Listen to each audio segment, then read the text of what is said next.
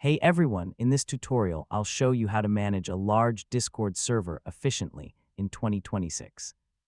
So if your server has hundreds or thousands of members and things are getting messy, yeah, this beginner guide will help you stay organized and in control. First, organize your server into clear categories, so separate announcements, community chat, support, voice, and staff sections.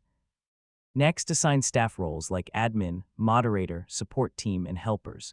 I mean, every role should have clear responsibilities.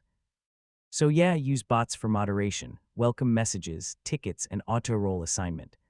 Automation reduces manual workload. Now enable automod and spam filters. This helps control spam, toxic messages, and unwanted behavior automatically. So yeah, use ticket systems or support channels so users can report issues without cluttering chat. Next, control who can send messages, links, or media in each channel. Permissions keep your server organized. So yeah, use logs and analytics to track user activity, moderation actions, and engagement levels.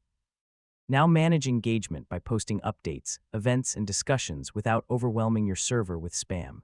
Finally, regularly clean unused channels, inactive roles, and outdated bots.